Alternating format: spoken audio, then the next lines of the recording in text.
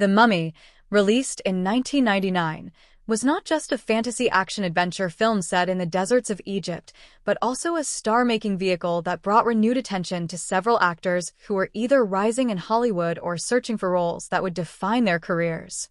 The success of the film was not solely because of its spectacle and storytelling, but also because of the particular chemistry, energy, and skill that its cast brought to the screen.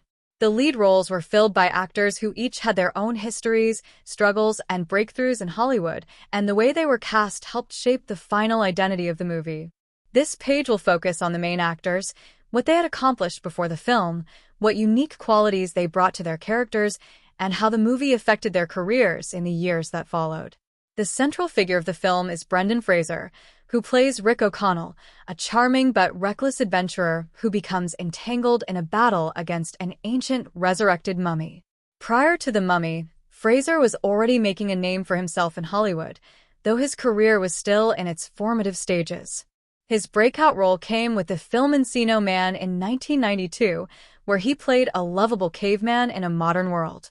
His tall stature, expressive face, and physical comedy quickly made him stand out. Films such as School Ties and With Honors allowed him to explore more dramatic roles, while George of the Jungle in 1997 established him as a bankable comedic star with action potential. George of the Jungle demonstrated his ability to perform stunts and exude a kind of physical charisma, and this was precisely what helped land him the part of Rick. He brought to The Mummy a mix of humor, roguish charm, and action hero bravado that was reminiscent of Harrison Ford's Indiana Jones, but with a more self-aware comedic edge. The success of The Mummy cemented Fraser as a leading man, and it led directly to bigger roles in films such as Bedazzled and The Mummy Returns. At the same time, the role also shaped audience expectations of him as a heroic but good-natured figure, something that both benefited and limited his career later on. Opposite Fraser was Rachel Weisz, who played Evelyn Carnahan, the intelligent and slightly clumsy Egyptologist who becomes the emotional heart of the story. Before The Mummy, Weisz was relatively unknown to international audiences. She had studied at Cambridge and performed in theater before transitioning into film, where she had appeared in smaller roles such as Chain Reaction with Keanu Reeves and Jude Law, as well as Stealing Beauty directed by Bernardo Bertolucci. Her portrayal of Evelyn in The Mummy was career-defining, as it showcased her ability to mix humor, intelligence, and vulnerability. She was not merely a damsel in distress, but rather an active participant in the story, whose knowledge and determination often pushed the plot forward. Weisz's chemistry with Fraser was crucial to the movie's success, as their banter and gradual romance gave the audience an emotional connection amidst the spectacle. Following The Mummy, she became a highly respected actress, moving on to acclaimed roles in films such as The Constant Gardener, which earned her an Academy Award, and later in The Favorite, which demonstrated her versatility. The Mummy gave her mainstream visibility and a global audience that elevated her from independent projects into major Hollywood productions. The antagonist of the film, Imhotep, was played by Arnold Vosloo, a South African actor who brought a commanding presence to the resurrected high priest. Vosloo had a background in stage acting and had appeared in American films such as Hard Target and Darkman 2, often cast as villains due to his intense gaze and imposing figure. His portrayal of Imhotep relied not just on makeup and special effects, but on his ability to embody menace with subtle movements and an aura of quiet power. He turned what could have been a generic monster role into something memorable, giving Imhotep a tragic love story at the core of his villainy. His work in The Mummy raised his profile and led to him reprising the role in The Mummy Returns, as well as finding steady work in Hollywood television shows and films, often cast again as a villain but always with the level of sophistication that audiences remembered from his time as Imhotep. Supporting the main trio was John Hannah, who played Jonathan Carnahan, Evelyn's carefree, cowardly, but ultimately loyal brother. Hannah had already built a career in British cinema with films like Four Weddings and A Funeral, where he was known for delivering witty and heartfelt performances. In The Mummy, Hannah provided comic relief, but his humor was layered with charm that made him more than just a sidekick. His role appealed to audiences who appreciated the balance he brought between levity and seriousness. Hannah's work in The Mummy allowed him to cross over to American audiences, expanding his career with appearances in both Hollywood films and popular television series. Another standout in the cast was Oded Fehr, who played Ardith Bey, the mysterious Medjay warrior tasked with protecting the secrets of Hamyonaptra. Prior to this role, Fehr was not widely known, but his portrayal gave the film a sense of gravitas. He became a fan favorite thanks to his calm demeanor, commanding screen presence, and the aura of mystery he lent to the character. Ardith Bey's loyalty, strength, and stoicism provided an important counterbalance to the more humorous and chaotic energy of characters like Jonathan or Rick. Fehr's career benefited significantly from The Mummy, leading to roles in science fiction and fantasy projects such as the Resident Evil film series and various voice acting roles in animated projects. Kevin J. O'Connor also played a memorable role as Benny, Rick's cowardly former comrade who becomes an opportunistic servant of Imhotep. O'Connor had worked previously with director Stephen Sommers in Deep Rising, and he specialized in quirky, morally ambiguous characters. In The Mummy, he brought a mix of slapstick humor and villainy, becoming one of the most memorable supporting characters. Although Benny was despised by the other characters, audiences enjoyed his antics, making him one of the most talked-about figures from the film. The ensemble cast was rounded out by actors such as Jonathan Hyde as Dr. Alan Chamberlain, Eric Avari as Dr. Terence Bay, and Bernard Fox in his final film role as Captain Winston. Each of these performers added depth to the world of The Mummy, bringing with them years of experience that lent authenticity and richness to the supporting roles. The Mummy was a turning point for almost all of its main actors. For Brendan Fraser, it was the height of his action hero career, establishing him as a household name. For Rachel Weisz, it was the role that launched her into the mainstream and set the foundation for her future accolades. For Arnold Vosloo, it gave him a signature role that audiences still associate with him decades later. For Oded Fehr, it was the introduction that brought him enduring fan loyalty. For John Hannah and Kevin J. O'Connor, it expanded their careers into international recognition. Ultimately, the cast of The Mummy was one of the film's greatest strengths. Their unique blend of talent, charm, humor, and dedication created characters that have endured far beyond the film's release. Without this particular collection of actors, The Mummy might have been just another adventure movie. The Mummy, released in 1999, arrived at a moment when Hollywood was rediscovering large-scale adventure films after a decade in which action cinema had been dominated by modern settings and gritty heroes. At the time, computer-generated imagery was beginning to transform the way blockbusters were made, and audiences were eager for spectacle that blended humor, romance, and thrills. While it was not initially expected to be a cultural milestone, the film became a phenomenon that left a long-lasting mark on pop culture, global entertainment, and the way audiences thought about historical fantasy adventure. Its influence can be traced through the revival of certain cinematic traditions, the spread of references in popular media, and the way it shaped the careers of its stars and the imagination of a generation of moviegoers.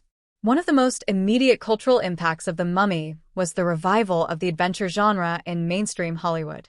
In many ways, the film functioned as a spiritual successor to Indiana Jones, mixing ancient mysteries with action and comedy.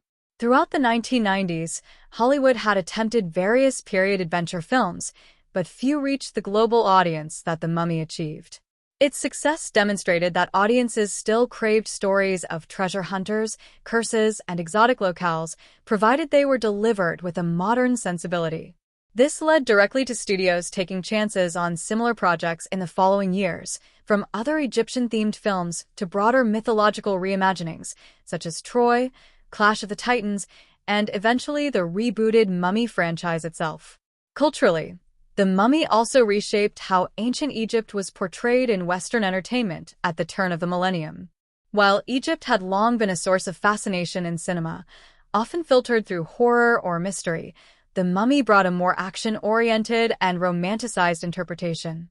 The film incorporated elements of Egyptian mythology, archaeology, and history, though it did so with heavy fictionalization.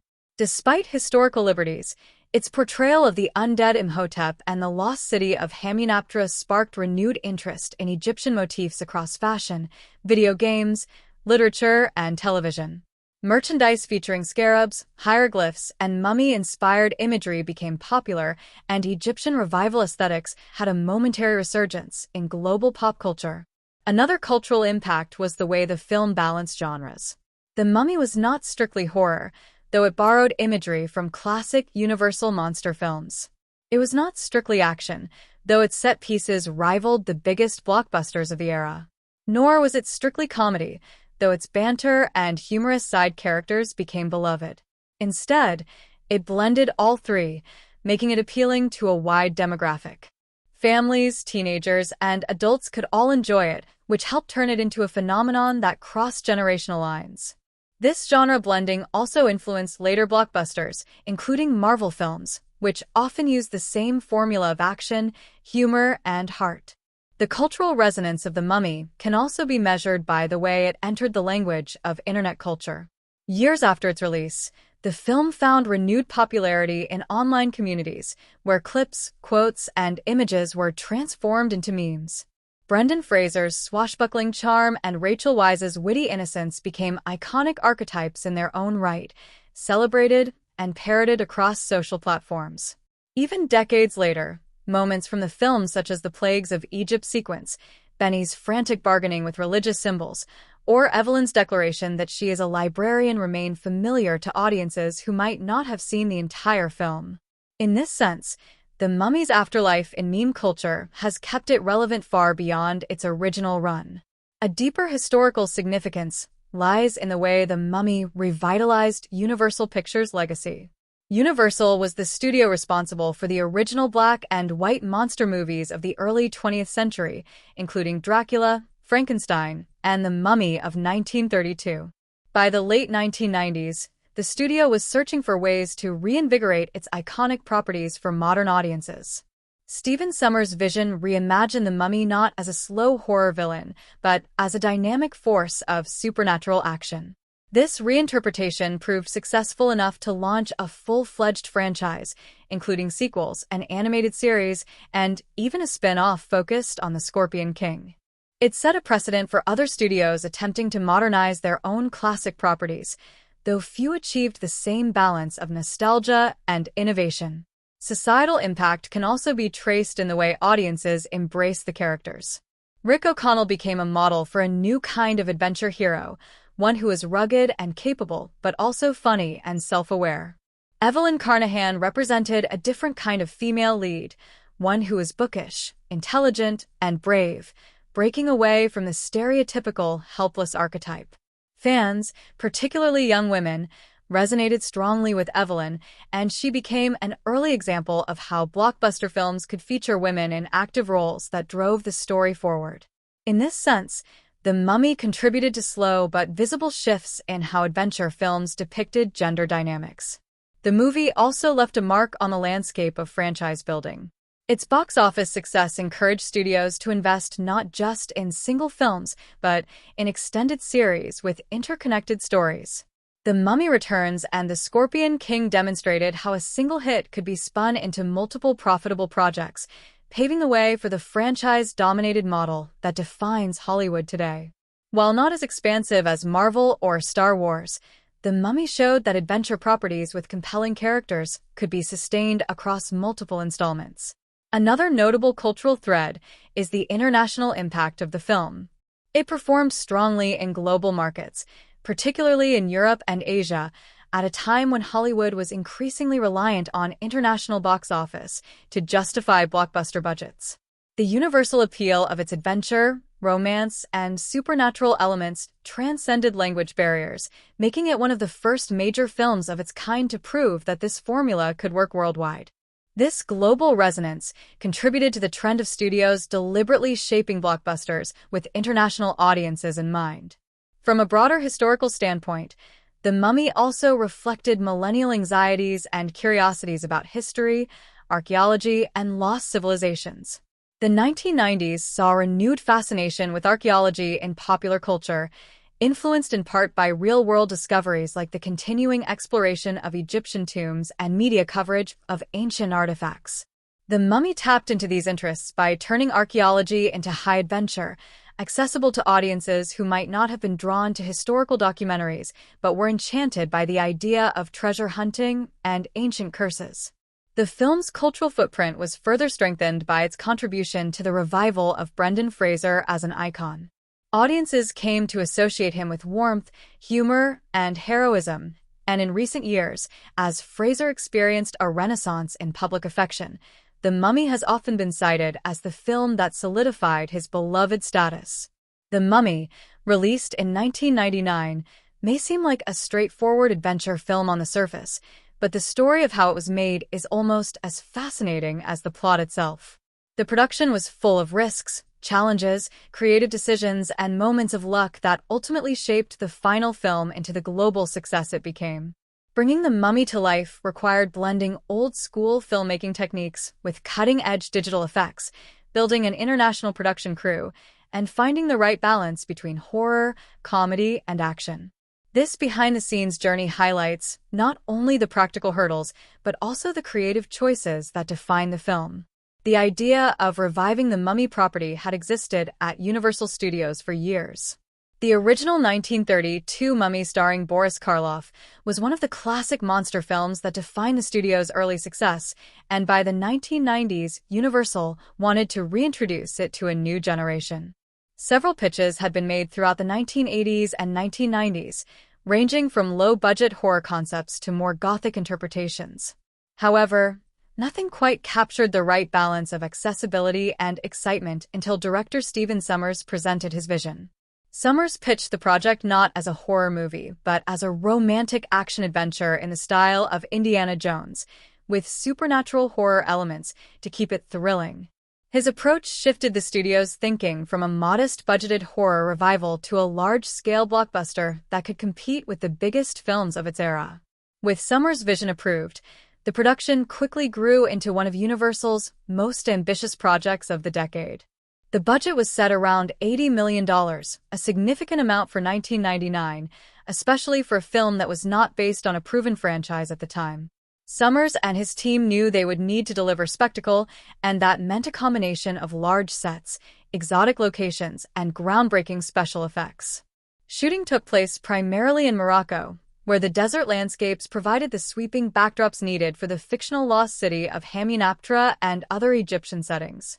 While Egypt itself might have seemed the obvious choice, the logistics of filming there were more complicated, and Morocco offered more reliable infrastructure for a Hollywood production. However, filming in the desert was far from easy. Cast and crew endured extreme heat during the day, dropping temperatures at night, and sandstorms that disrupted schedules. Dehydration and heat exhaustion were common, and medical staff had to be on hand to ensure the actors and crew remained safe. Brendan Fraser himself later recounted that the production was physically demanding to the point that he fainted during one stunt scene involving hanging, a moment that reminded everyone how dangerous the action could be even with safety precautions. While location shooting provided authenticity, large portions of the film were also created on soundstages in the United Kingdom. Massive sets were constructed, including elaborate Egyptian tombs, temples, and libraries. The design team faced the challenge of making the sets both believable as ancient environments and spectacular enough to support the adventure tone. One of the most iconic sets, the Cairo Museum and Library, required intricate detail to look historically rich, while the tombs and caverns had to appear foreboding yet cinematic. A huge part of The Mummy's behind-the-scenes story lies in its visual effects. In the late 1990s, digital technology was advancing rapidly, but filmmakers were still exploring its possibilities. Industrial Light and Magic, ILM, the legendary visual effects company, was brought in to design the mummy itself. Arnold Vosloo, who played Imhotep, performed many of the movements that were then digitally enhanced to show his gradual regeneration from a decayed corpse into a human form. The initial stages of Imhotep, where his body appears partially skeletal and covered in writhing scarabs, were achieved through complex CGI that pushed the boundaries of what was possible at the time. The digital team combined motion capture with hand animation, layering textures to make the character both horrifying and lifelike. This made Imhotep one of the earliest convincing fully digital humanoid villains in Hollywood, paving the way for similar effects in later films. Not all of the effects were digital, however. Practical effects were widely used for explosions, collapsing sets, and physical stunts.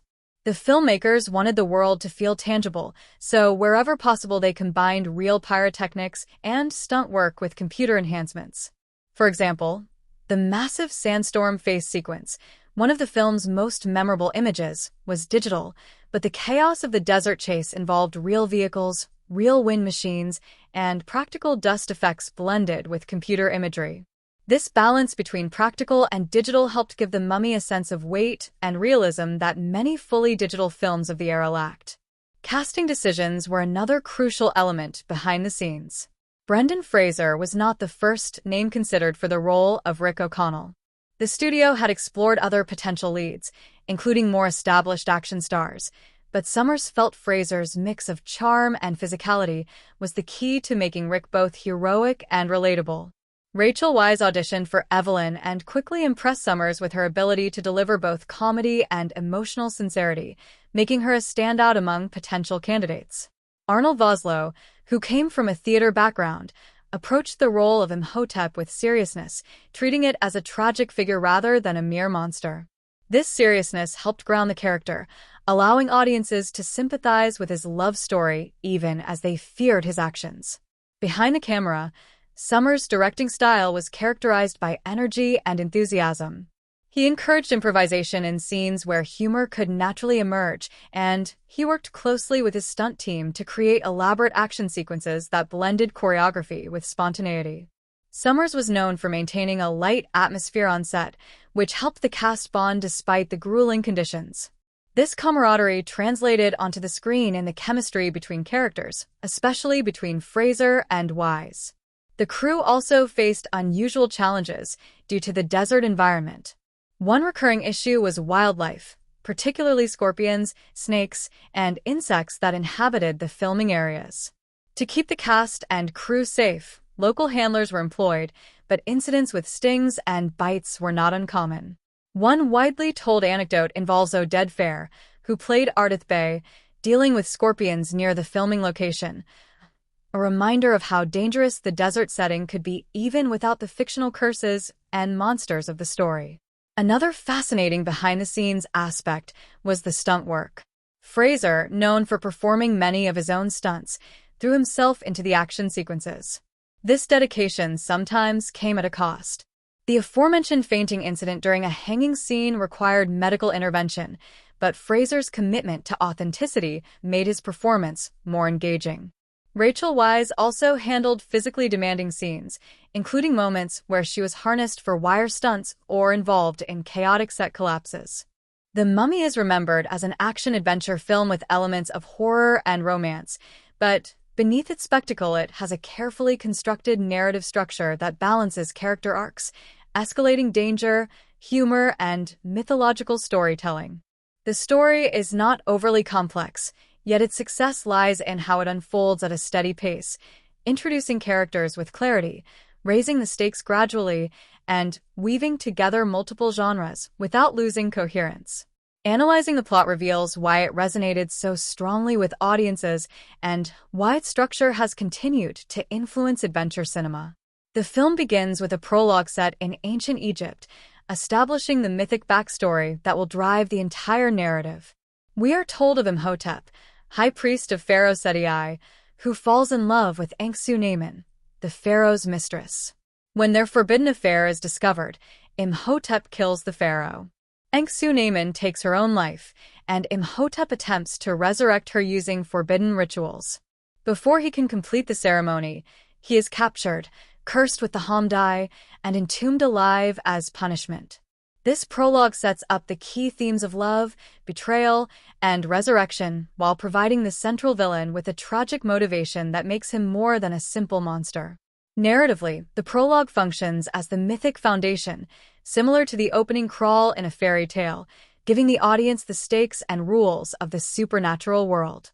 After this dramatic opening, the story shifts to the early 20th century, during the 1920s, where the adventure begins with human characters. The first act introduces Rick O'Connell, a soldier of fortune serving in the French Foreign Legion. We meet him during a chaotic battle at the ancient city of Hamunaptra, which immediately establishes his bravery and recklessness. This action-heavy opening pulls the audience in while also planting the setting that will later become central. This sequence also demonstrates Rick's resilience, as he is the sole survivor of his company, already hinting at his role as the eventual hero who can withstand supernatural threats. The narrative then shifts to introduce Evelyn Carnahan, a librarian and aspiring Egyptologist working in Cairo. Her introduction in the library scene, where her clumsiness causes bookshelves to collapse in a domino effect, is both comedic and revealing. It shows her as intelligent but accident-prone, someone whose passion for history is genuine even if she lacks the physicality of a traditional adventurer. Evelyn's brother, Jonathan, is introduced as a charming rogue with a tendency for mischief, providing comic relief. The first act carefully balances the tones of action, humor, and character development, ensuring the audience feels connected to the protagonists before the larger supernatural threat emerges. The inciting incident comes when Jonathan presents Evelyn with a mysterious artifact stolen from Rick, who is at that point imprisoned. Evelyn learns that the artifact is linked to Hamunaptra, the legendary city of the dead, which she dreams of exploring. This motivates her to seek out Rick, who reluctantly agrees to guide her and Jonathan to the lost city. This moment transitions the narrative into its central journey, combining the motivations of all the characters: Rick's survival instincts, Evelyn's thirst for knowledge, and Jonathan's greed. The second act begins with the expedition to Hamunaptra. Here the narrative introduces rival treasure hunters and scholars, raising the sense of competition and foreshadowing conflict. This act is structured around exploration, discovery, and foreshadowing of danger. The city itself becomes a character, with hidden chambers, cursed objects, and ominous warnings. Evelyn's knowledge allows the group to navigate these dangers, while Rick's combat skills protect them from external threats. The narrative tension escalates when the group discovers the Book of the Dead and the remains of Imhotep. Despite warnings, Evelyn reads from the book aloud, accidentally resurrecting Imhotep. This moment is the central turning point of the film, where the story shifts from an adventure about discovery to a survival tale against supernatural horror. Structurally, it marks the midpoint of the film and dramatically raises the stakes. Imhotep's resurrection unleashes a series of plagues upon Egypt, including swarms of locusts, boils, and rivers of blood. These biblical-style events elevate the sense of scale, showing that the conflict now affects entire populations, not just the central characters. The second half of the film is driven by Imhotep's quest to fully regenerate and resurrect his lost love, Enkidu. His regeneration occurs gradually as he absorbs the life force of those who opened his sarcophagus, a process that allows for suspense and escalation as he becomes more powerful with each victim. This narrative device keeps the tension high, as the audience knows time is against the protagonists. Each encounter with Imhotep shows his growing strength, shifting the balance of power and forcing the heroes to think strategically rather than simply fight.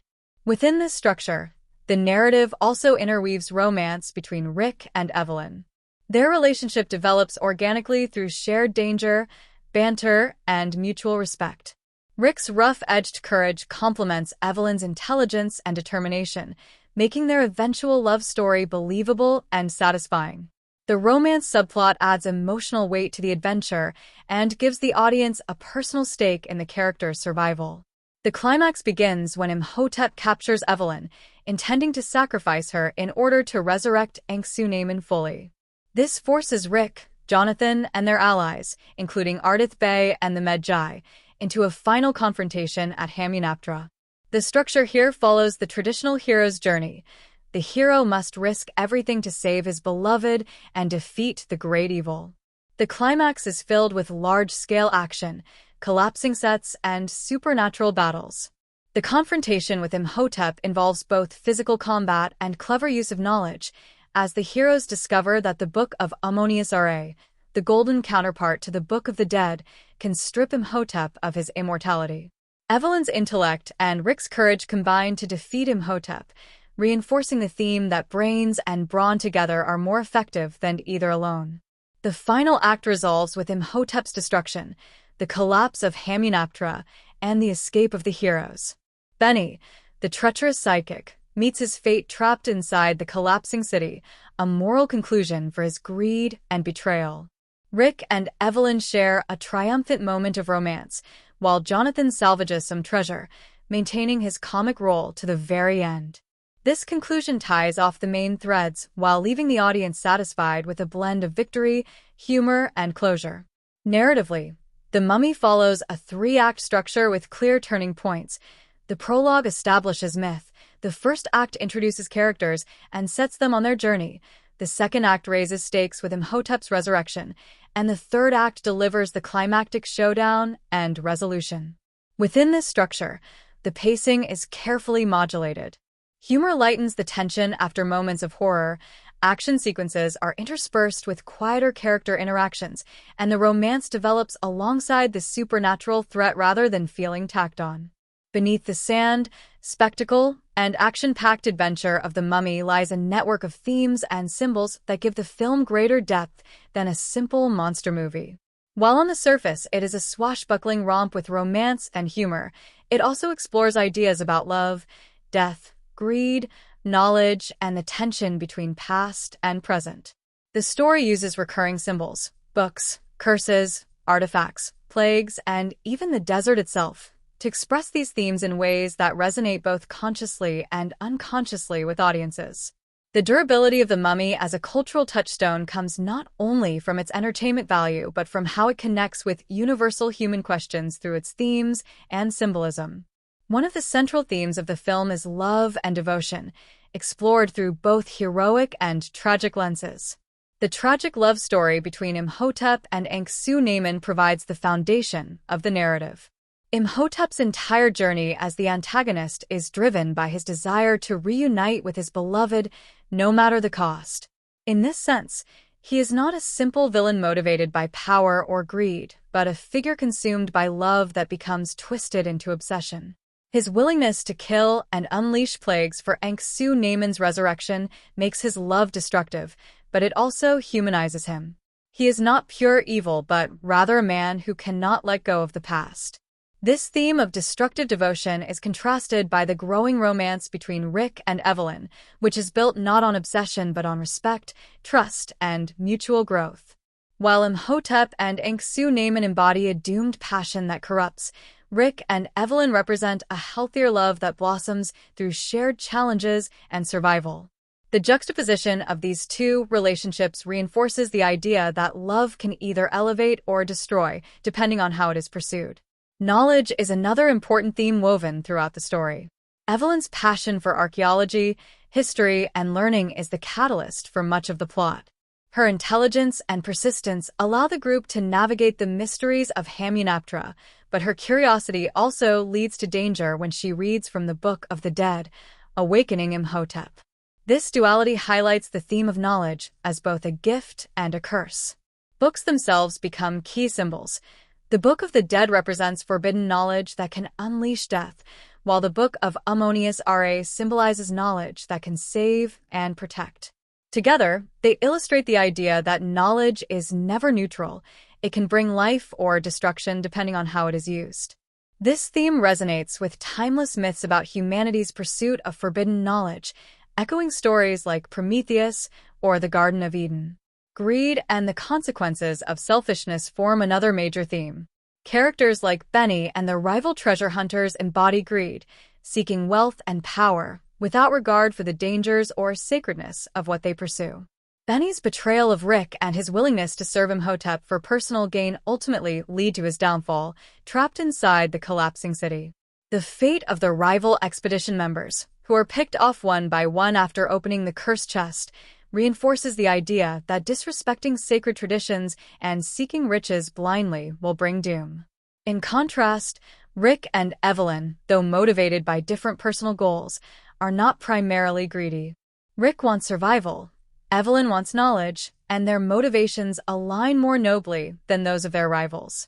The film thus frames greed as a corrupting force, while curiosity and courage, when tempered by respect, are shown as virtues. Identity and transformation are also prominent themes. Imhotep's literal transformation from decayed corpse to human form mirrors the theme of rebirth and resurrection, a recurring concept in Egyptian mythology. But his transformation is not just physical. It represents the danger of clinging to the past and refusing to let go. Evelyn undergoes her own transformation, beginning the story as a bookish but underestimated librarian and evolving into a confident heroine who plays a decisive role in defeating Imhotep. Rick's transformation is subtler but still present. He begins as a mercenary adventurer, detached and reckless, but through his bond with Evelyn and his confrontation with the supernatural, he evolves into a committed hero who values more than just survival. Jonathan, while largely comedic, also grows in small ways, shifting from pure greed to loyalty, demonstrating that even secondary characters reflect the theme of identity evolving through trials. The theme of the clash between modernity and ancient tradition also runs through the film. Set in the 1920s, a period marked by archaeological discoveries in Egypt such as the tomb of Tutankhamun, the story reflects Western fascination with the mysteries of the ancient world. The protagonists are modern explorers armed with guns, books, and science, while their antagonist is a supernatural force rooted in ancient curses and rituals. This clash embodies the tension between progress and tradition, science and superstition. The film suggests that modernity cannot simply dismiss the ancient. The old still holds power, and respect must be paid to the traditions of the past. The Medjai, represented by Ardith Bey, symbolize this respect for tradition, guarding the secrets of Hamunaptra for centuries. Their presence serves as a reminder that wisdom often lies in ancient knowledge, and that arrogance in the face of history leads to disaster. Symbolism plays a crucial role in reinforcing these themes. The desert itself is a symbol of both danger and discovery. It represents the unknown, vast and unforgiving, but also the place where hidden treasures and secrets lie buried. Sandstorms, a recurring visual motif, symbolize both the wrath of Imhotep and the destructive power of nature, overwhelming human ambition and greed. Scarabs, which appear frequently throughout the film, are symbols of death and rebirth in Egyptian mythology.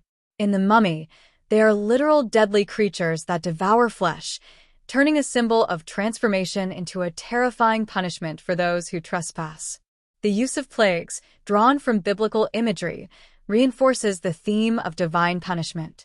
Imhotep's return brings locusts, boils, and rivers of blood, mirroring the plagues of Egypt in religious texts. These supernatural punishments symbolize the consequences of disturbing sacred ground and ignoring warnings. They also elevate Imhotep's threat from personal villainy to a force of nature, linking his wrath to something cosmic and unstoppable. Books, as mentioned earlier, function as the most explicit symbols in the story. The Book of the Dead represents death, forbidden knowledge, and temptation. When Evelyn reads from it, she unleashes destruction despite her good intentions, showing how even noble curiosity can have dire consequences. The Book of Ammonius Ra, by contrast, symbolizes protection, wisdom, and salvation. The existence of two contrasting books embodies the duality of knowledge, one corrupting, one redeeming. Their golden and black appearances further emphasize the symbolic dichotomy of light versus darkness, life versus death. The Mummy, released in 1999, is remembered not only for its adventurous plot and charismatic performances, but also for its striking visual style and carefully crafted cinematography. The film blends the look of old Hollywood adventure epics with the energy of modern blockbuster filmmaking, creating a visual identity that remains distinctive more than 2 decades later.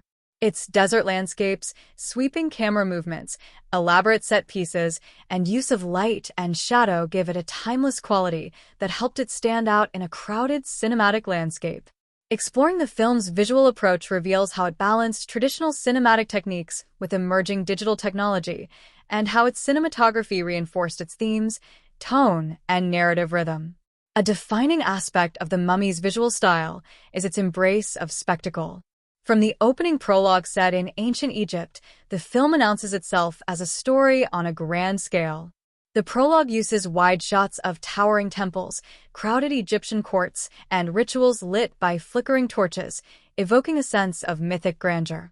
This visual approach recalls classic epics from the 1950s and 1960s, such as Ben-Hur and Cleopatra, while also using modern camera technology to create fluid movement and dynamism.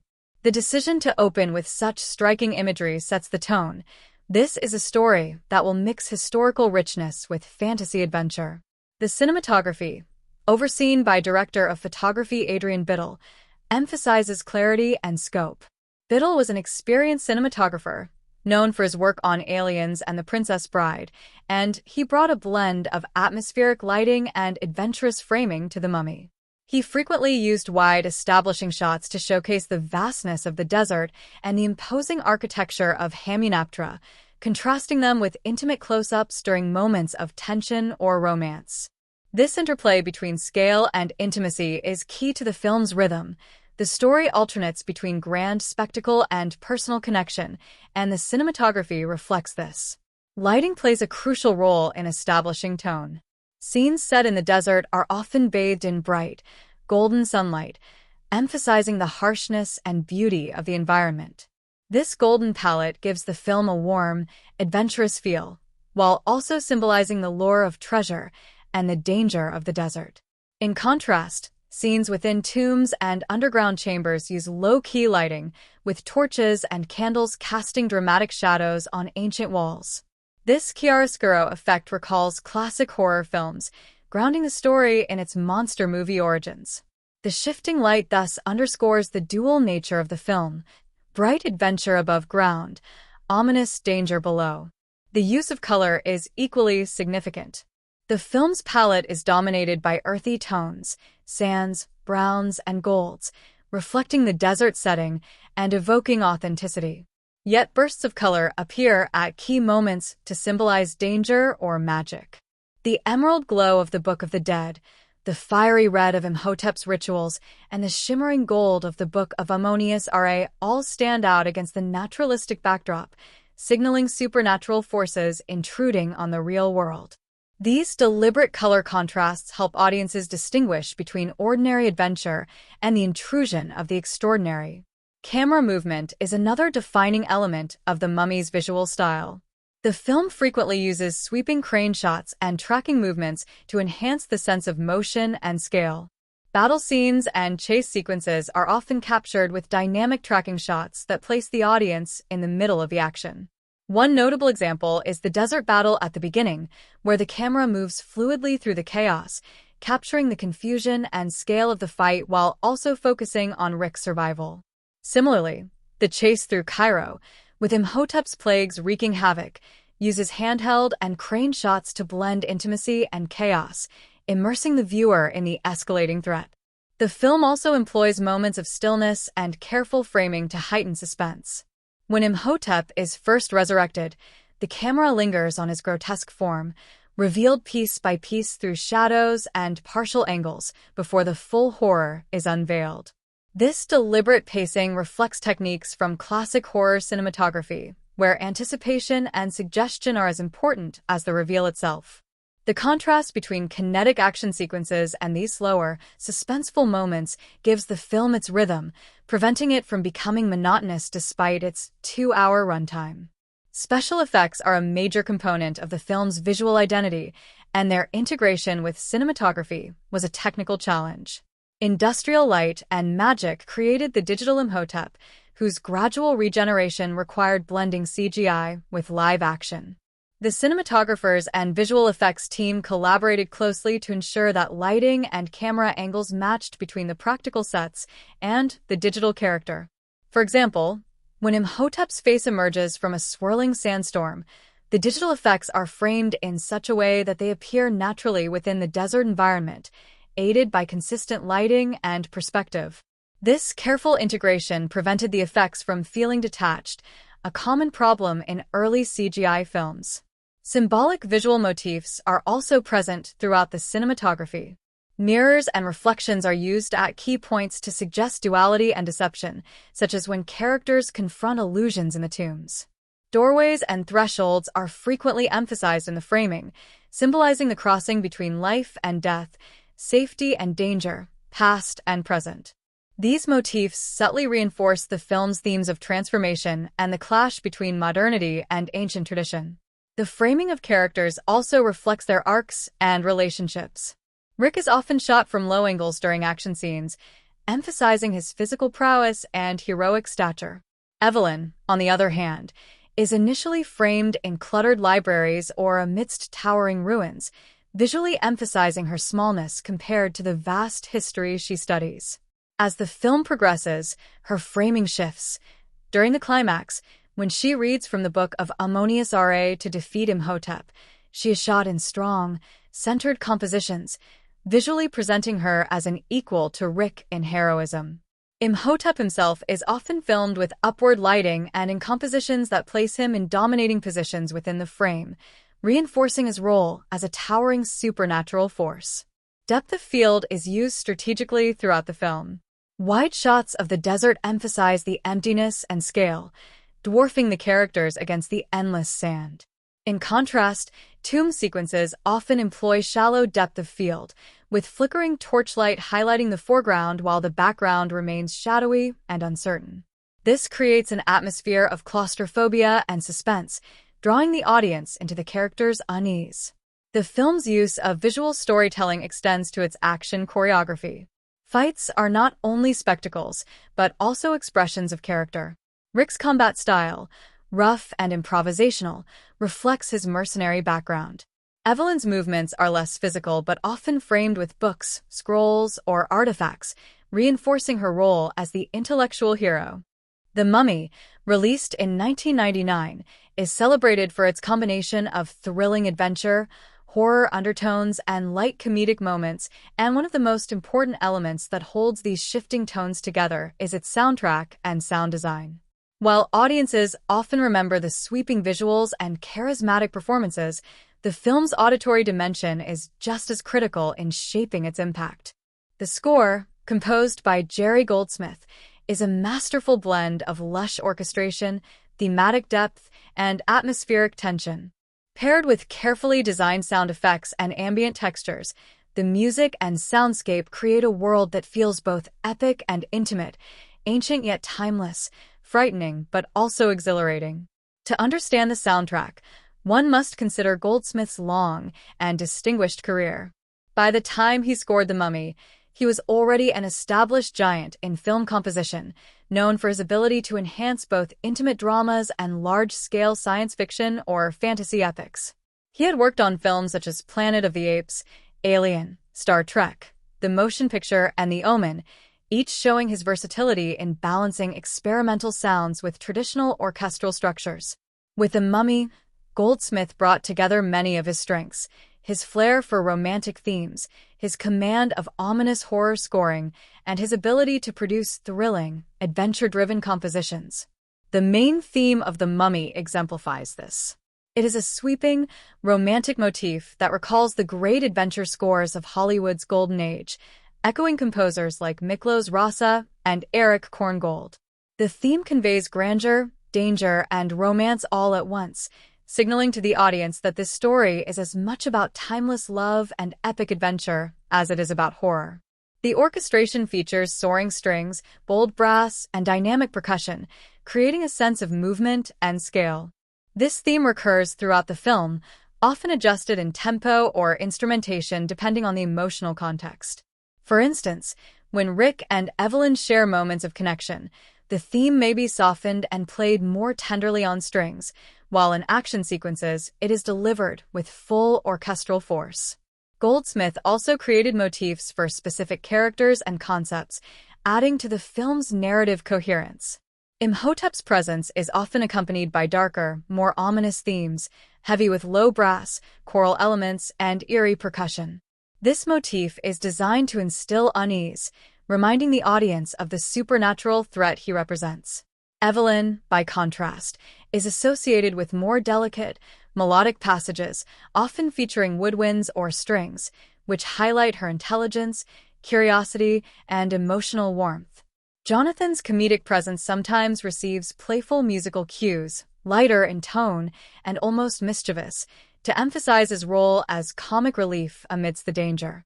The use of leitmotifs allows Goldsmith to subtly guide the audience's emotional responses, connecting music to character and theme in a way that enriches the storytelling.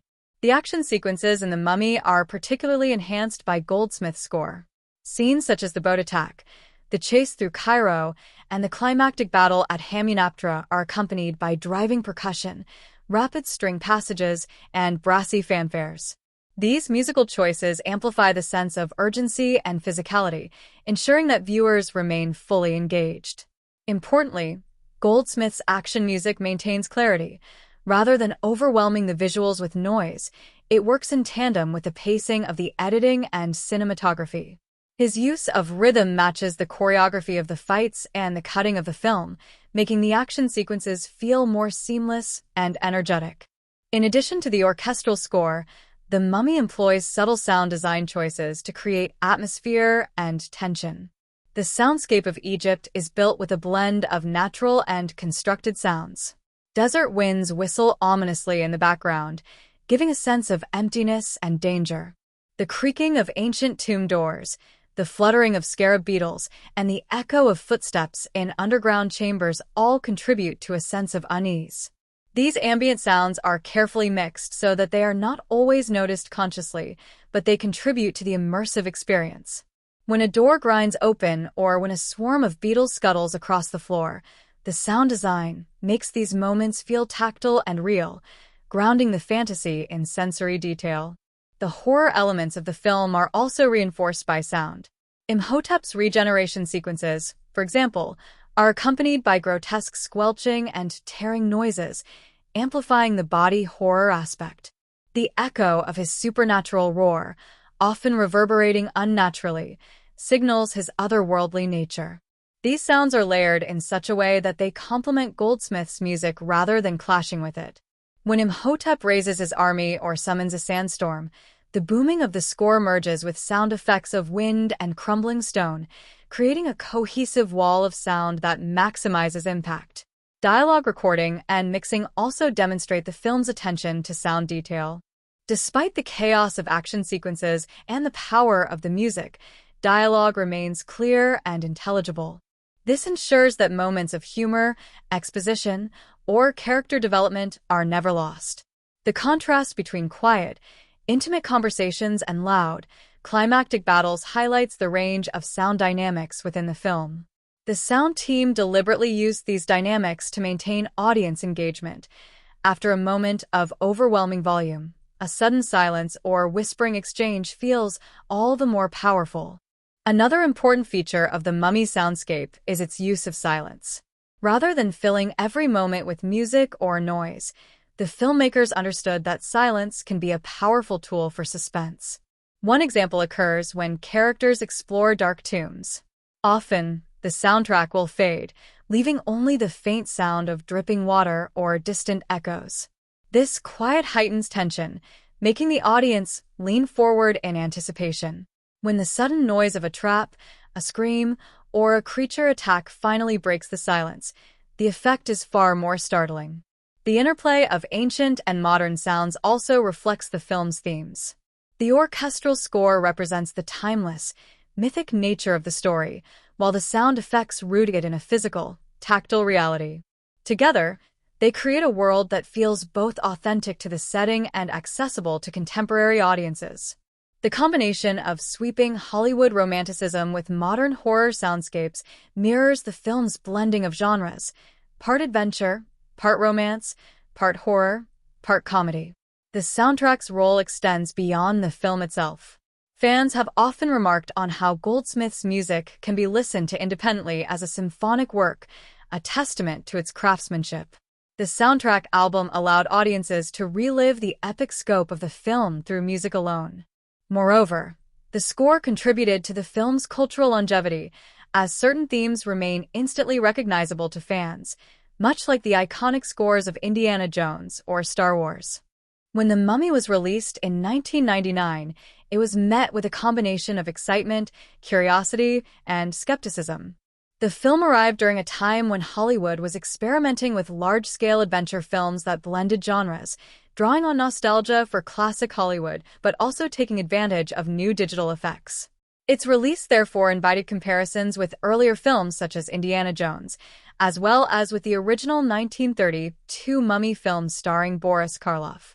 The critical reception was mixed, but audience reception was far more enthusiastic, leading to the film's strong box office success and eventual status as a cult classic. Critics at the time were divided on the film's quality. Some praised its sense of fun and adventure, noting that it successfully combined elements of action, romance, and horror. Reviewers pointed to Brendan Fraser's charismatic performance as a highlight, with many appreciating his ability to balance heroism with humor. Rachel Weisz was also singled out for her role as Evelyn, which brought warmth, intelligence, and charm to the film. Critics who enjoyed The Mummy often compared it to a roller coaster ride, lighthearted, thrilling, and not to be taken too seriously. They appreciated that the film leaned into its pulpy origins, delivering entertainment without claiming to be a highbrow work of art. However, other critics were less impressed.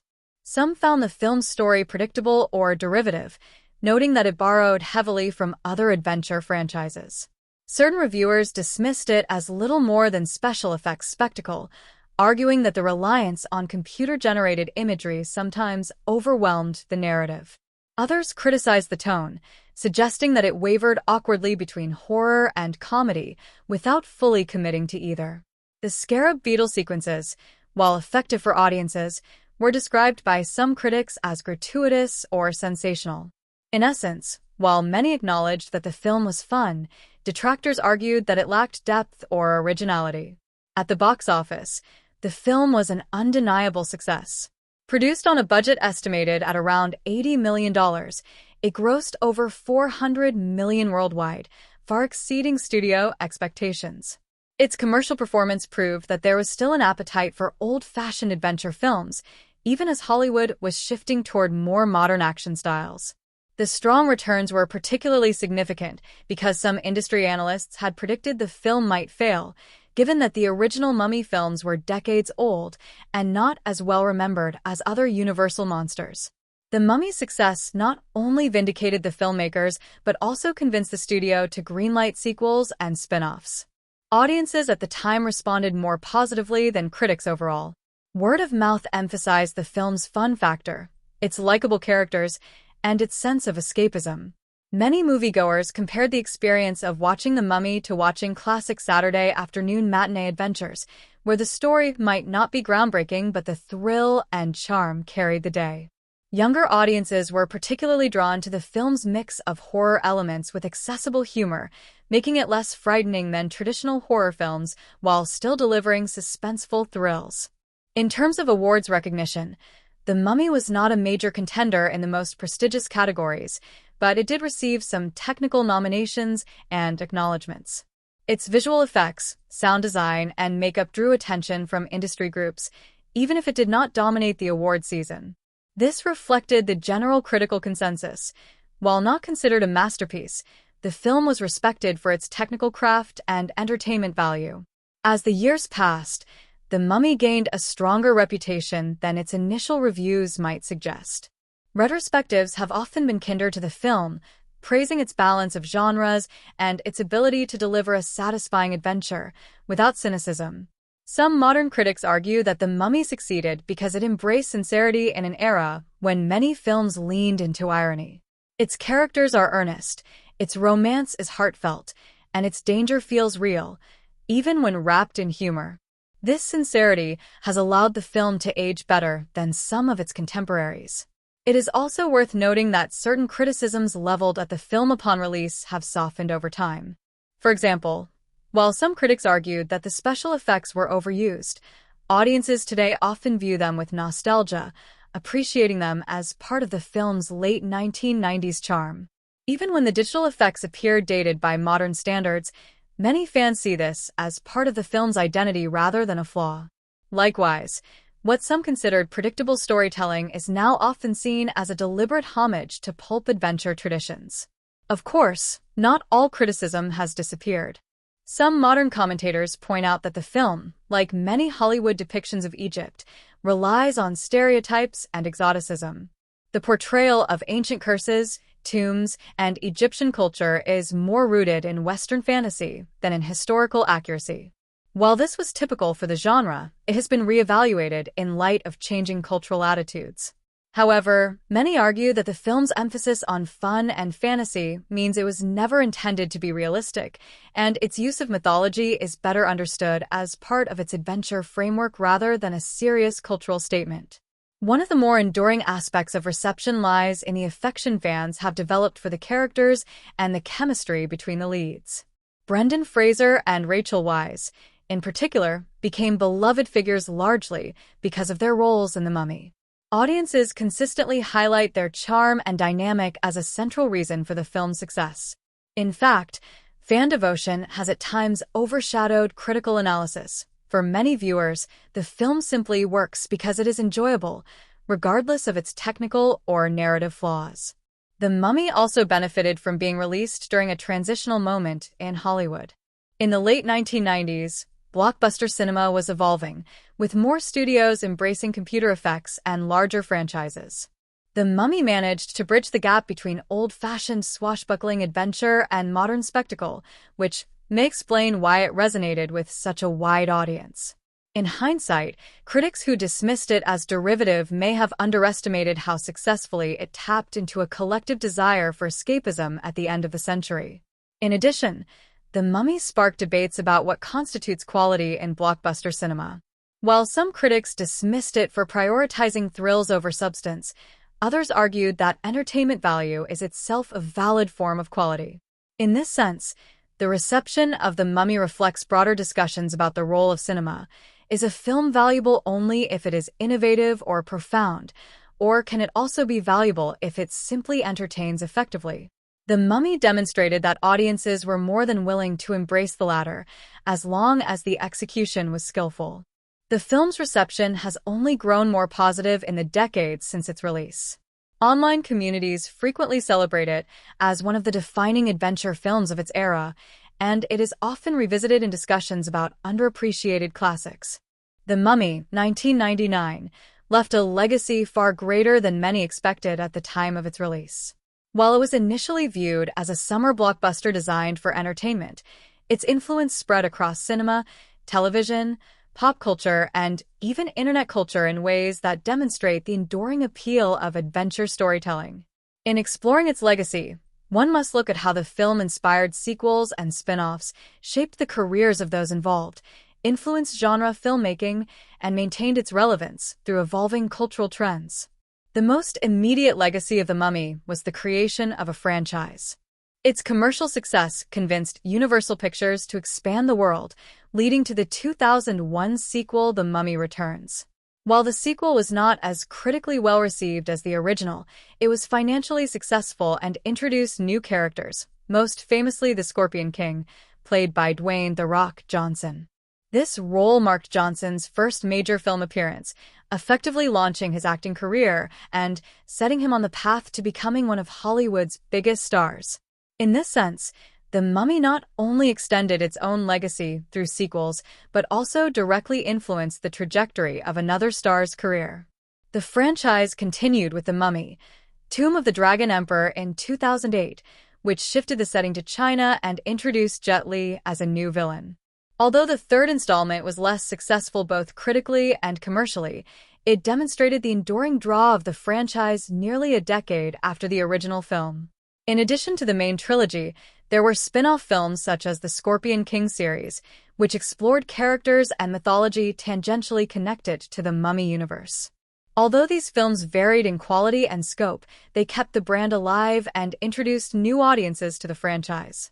Beyond direct sequels, The Mummy also influenced Universal's broader strategy in Hollywood. It showed the studio that its classic monsters could be revitalized for modern audiences, combining nostalgia with contemporary storytelling techniques. This idea would later inform attempts to launch the so-called Dark Universe, a shared cinematic universe based on Universal's monster properties. While that initiative ultimately struggled, It can be traced back to the mummy's success as proof that such properties still had value. Another significant aspect of the film's legacy is its impact on genre filmmaking. The Mummy demonstrated that there was still a place for swashbuckling adventure films in the modern era. At a time when superhero films were beginning to rise in popularity and science fiction dominated much of blockbuster cinema, The Mummy offered an alternative that blended horror, romance, and humor with a classical adventure framework. This combination inspired other films to experiment with mixing genres, rather than confining themselves to one box. For many viewers, The Mummy also set the standard for how to balance action with character development. The chemistry between Brendan Fraser and Rachel Weisz became one of the defining features of the film and has been cited as an influence on later adventure romance pairings in cinema. Their relationship was not relegated to the background but was integrated into the plot, giving the story emotional stakes that resonated with audiences. This approach inspired other filmmakers to give equal weight to romance and character arcs alongside spectacle. In terms of cultural influence, The Mummy has lived on through memes, internet culture, and fan communities. Brendan Fraser's performance as Rick O'Connell has been celebrated online, with many fans affectionately referring to him as the quintessential 1990s action hero. Similarly, Rachel Weisz's portrayal of Evelyn has become iconic, particularly in internet spaces where her character is often praised as an early example of a strong, intelligent female lead who is also endearing and relatable. Clips of Weisz's dialogue, particularly her humorous drunken declaration, "I am a librarian," have been widely shared and celebrated in online spaces, reinforcing the film's place in pop culture. The film's resurgence in popularity in the 2010s and 2020s speaks to its lasting influence. While some blockbusters fade from public memory, The Mummy has remained relevant, often being rediscovered by new generations through streaming platforms. Younger audiences who were not alive when it was first released have embraced it as a cult classic, appreciating its blend of adventure and sincerity in contrast to the more cynical or heavily serialized blockbusters of today. The internet's role in amplifying nostalgic appreciation has further cemented its place in pop culture. The Mummy also influenced how Universal and other studios approached the blending of digital and practical effects. While some critics noted that the special effects looked excessive or dated, the film was groundbreaking at the time for its ambitious use of computer-generated imagery to bring the undead to life. Its success encouraged further experimentation with CGI in adventure and horror films, pushing studios to invest in more complex visual effects to capture larger-than-life stories. On a broader scale, The Mummy has shaped how audiences and critics evaluate blockbuster films. While it was initially criticized by some for being just entertainment, over time it has come to be appreciated as a model of how to execute escapist cinema with heart. The film's legacy lies in proving that blockbusters can be remembered not simply for their scale or budget, but for their ability to connect emotionally with audiences. In many ways, it showed that sincerity, humor, and charm could elevate a film beyond the sum of its parts. The Mummy's legacy also extends to the careers of its stars. Brendan Fraser's role as Rick O'Connell became one of his most iconic performances, shaping public perception of him as a charismatic and lovable leading man. Although his career went through ups and downs afterward, The Mummy remained a touchstone that fans consistently returned to in celebrating his work. Rachel Weisz likewise benefited from the film's success, with Evelyn marking a breakout role that elevated her career and opened doors to more diverse opportunities. Both actors' careers are inseparable from The Mummy's legacy, as the film remains one of the most beloved entries in their filmographies. The film also influenced video games, theme park attractions, and merchandise, further expanding its reach. Universal theme parks introduced rides and attractions based on the Mummy franchise, blending roller coaster thrills with the film's mythology. These attractions, particularly the Mummy rides at Universal Studios, remain popular today and stand as physical testaments to the film's lasting impact. In terms of merchandise, action figures, tie-in novels, and other products extended the Mummy's presence in popular culture, ensuring that its influence reached beyond the screen. Academically, The Mummy has been studied as an example of Hollywood's continued fascination with ancient Egyptian mythology. While not historically accurate, The film contributed to the long tradition of Western depictions of Egypt as a land of mystery, curses, and supernatural power. Scholars have analyzed how the film perpetuates certain tropes while also updating them for a modern audience. In this sense, The Mummy has influenced conversations not just about cinema, but also about how popular culture shapes perceptions of history and foreign cultures. The audience's response to The Mummy, 1999, is one of the main reasons why the film has endured for more than 2 decades. While critics were initially divided, audiences embraced the movie wholeheartedly, and that enthusiasm has carried across generations. The film struck a chord with viewers not simply because of its adventurous spectacle, but because it offered a particular emotional resonance. People did not just watch The Mummy. They formed attachments to its characters, laughed at its humor, admired its sense of wonder, and revisited it over and over again as a source of comfort. Exploring how audiences interpreted the film reveals why it continues to be loved long after many other blockbusters of the era have faded. For those who saw the film upon its release in 1999, The Mummy was a refreshing kind of blockbuster. Audiences at the time were surrounded by the rapid rise of CGI-heavy spectacles and darker-toned films that leaned heavily into grit or cynicism. The Mummy stood out because it did not take itself too seriously. It was a throwback to old Hollywood swashbuckling adventures, but with a modern sense of pacing, witty dialogue, and special effects that felt thrilling at the time. For many, the movie was the perfect blend of fun and excitement, making it a quintessential summer film. This lightheartedness left viewers walking out of the theater with smiles rather than exhaustion, which built strong positive word of mouth. Audiences also connected with the characters in a deeply personal way. Rick O'Connell, played by Brendan Fraser, resonated because he was not an invincible action hero but rather a flawed, humorous, and surprisingly kind adventurer. Many fans felt that he represented a more relatable version of the action star archetype compared to the untouchable, hypermasculine leads of other blockbusters.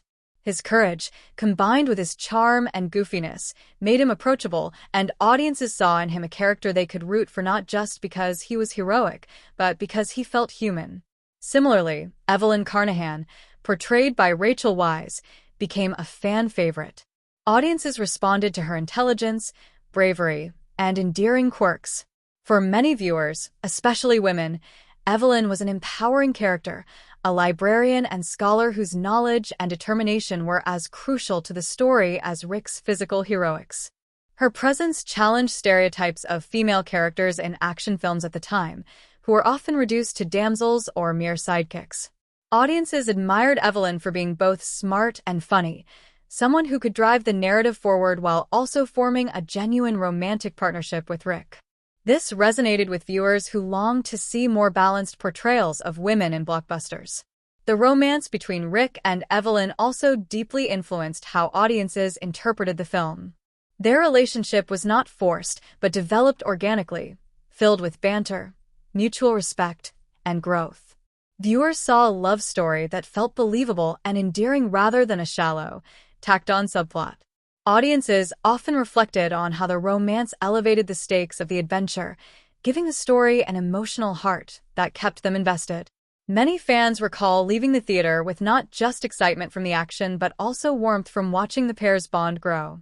Another factor that shaped audience interpretation was the blend of horror and comedy.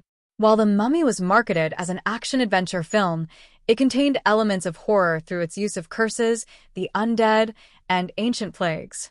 Yet these moments of tension were consistently balanced with humor, preventing the film from becoming overly grim. This tonal balance made the film appealing to a broad demographic, including younger viewers who might have been frightened by a traditional horror movie. Audiences interpreted this balance as part of the film's charm. It could thrill, scare, and amuse all in the same scene. For many fans, The Mummy became more than just a movie.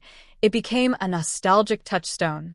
Those who grew up watching it in theaters or on VHS and DVD often reflect on how the film became a formative part of their cinematic experience. It is remembered as a comfort film, one that people return to when they want to feel joy or escape into an adventure that is both thrilling and safe. This emotional attachment has kept the film alive across decades, with audiences rewatching it countless times. When the internet era emerged, fans carried these nostalgic interpretations online, creating memes, GIFs, and fan content that celebrated the film's enduring appeal. Audience reflection also varies across cultural and generational lines. For example, in Western audiences, The Mummy was often interpreted as a nostalgic revival of 1930s and 1940s pulp adventures. However, in other regions, particularly in parts of the Middle East and North Africa, the film was interpreted differently. Some audiences in these regions were critical of the movie's use of Egyptian culture and mythology, seeing it as a Hollywood fantasy that bore little resemblance to their history. Yet, even in these contexts, many viewers appreciated the film for what it was, an entertaining work of fiction that leaned into spectacle rather than authenticity. This duality reflects how global audiences can interpret the same text in different ways depending on cultural context. A particularly interesting aspect of audience interpretation is how the film has been reassessed in recent years. In the 2010s and 2020s, younger audiences who did not experience the movie in theaters discovered it through streaming services. Many of them interpreted it not simply as a fun adventure, but as a relief from modern blockbusters, which are often criticized for being formulaic, overly reliant on CGI, or burdened with franchise obligations. For these new audiences, The Mummy felt fresh because of its sincerity, its practical humor, and its focus on characters. They interpreted it as a kind of cinematic comfort food, something genuine in a media landscape that can feel calculated. Audience reactions have also reflected broader social changes. For example, online communities have celebrated the film as a source of bisexual or queer joy, noting the simultaneous attractiveness of both Brendan Fraser and Rachel Weisz in their roles. Memes and discussions frequently point out how many viewers first recognize their attraction to both genders while watching the film, turning it into an unexpectedly iconic cultural moment for LGBTQ+ audiences. This interpretation, while not part of the film's original intent, demonstrates how audiences can bring their own identities and experiences to shape the meaning of a text.